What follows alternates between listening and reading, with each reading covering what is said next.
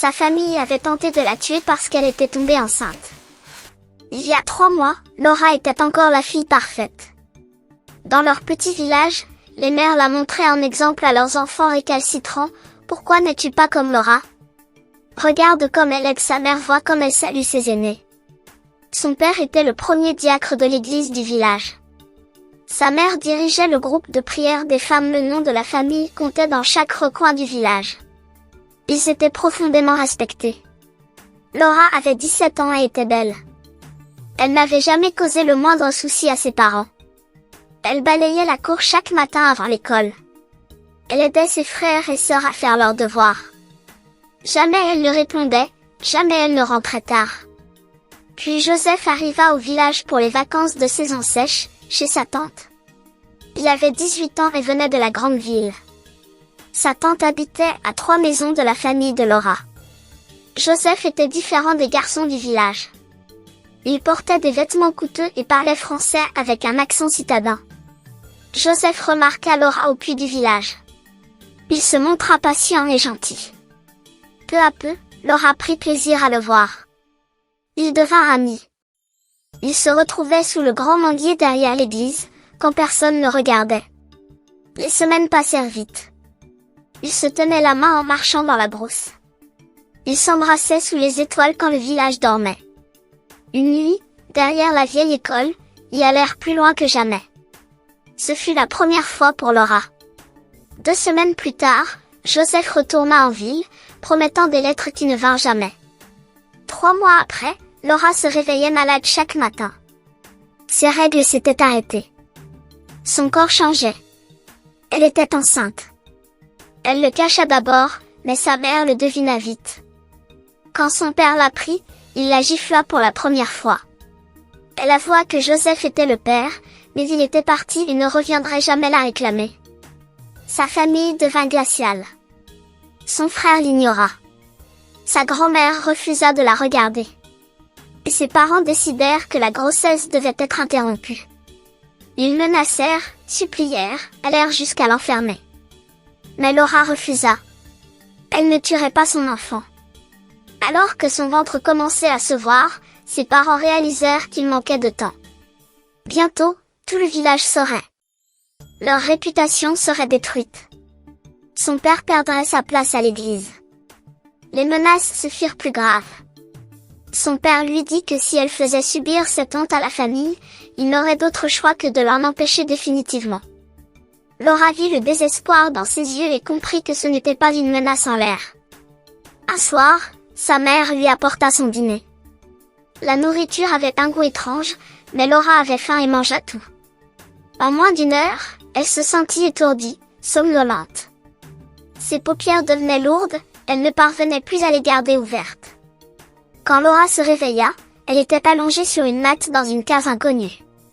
Ses mains étaient liées derrière son dos. Par l'entrée, elle vit ses parents parler à une vieille femme. Celle-ci comptait de l'argent. Ils l'avaient amenée ici pour un avortement forcé. Les cordes étaient lâches. Silencieusement, elle se libéra et rampa vers un trou dans le mur. Au-delà s'étendait la brousse. Laura courut pieds nus, les épines déchirant sa peau, poussée par la peur. Au coucher du soleil, elle déboucha sur la route principale. Un camion transportant des ignares s'arrêta. Le chauffeur, un homme bon sans trop poser de questions, lui offrit un lift jusqu'à la ville-marché. Quand ses parents découvrirent sa fuite, Laura était déjà loin. Debout en bordure de la ville-marché, avec pour seul bien sa robe déchirée, Laura fit son choix. Elle ne retournerait pas. Elle trouverait un moyen de survivre par elle-même. Son ancienne vie était finie. Sa famille était perdue pour elle, mais son bébé était toujours en vie, et c'était ce qui comptait désormais. Les premiers temps, elle crut trouver un abri dans le bruit des marchands et des acheteurs, mais le marché fermait la nuit, et elle n'avait nulle part aller quand les dernières lanternes s'éteignaient.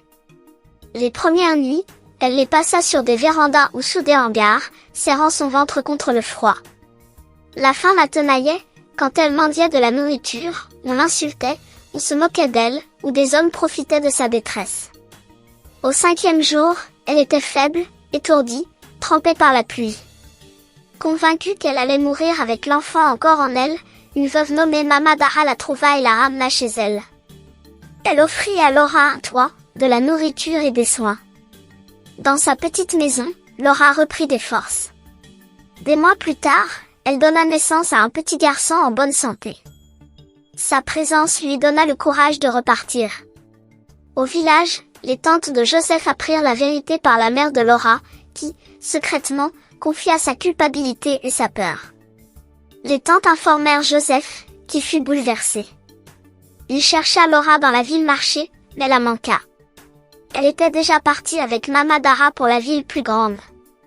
Avec le temps, Laura retourna discrètement au village, non chez ses parents, mais chez la tante de Joseph. Elle voulait que Joseph sache qu'il avait un fils. La tante organisa un contact, et Laura et Joseph commencèrent à s'écrire de loin. Bien qu'étudiant à l'étranger, il assuma sa responsabilité et promit de la soutenir. Sa famille accueillit Laura et son enfant dans leur maison en ville. Ils la renvoyèrent à l'école pour qu'elle puisse reconstruire sa vie. Quand Joseph revint enfin, il retrouva Laura et leur fils. Ses parents ne surent jamais rien, bien que sa mère se réjouît secrètement que sa fille soit vivante et en sécurité. Plus tard, Laura retourna chez ses parents avec Joseph et son enfant, espérant une réconciliation. Son père resta inflexible, soutenant qu'elle avait couvert la famille de honte. Laura s'excusa pour le déshonneur que ses choix avaient causé, mais elle lui rappela qu'elle aussi avait été victime, ayant failli perdre la vie de leur fait. La rupture ne fut jamais guérie. Si le regard de sa mère était empreint de chagrin, l'orgueil de son père ne laissait aucune place au pardon. Laura s'éloigna en sachant que sa relation avec sa famille ne serait plus jamais la même. Elle choisit de rester là où elle était acceptée, d'élever son enfant avec dignité et amour, et de bâtir sa vie parmi ceux qui avaient choisi la compassion plutôt que l'honneur.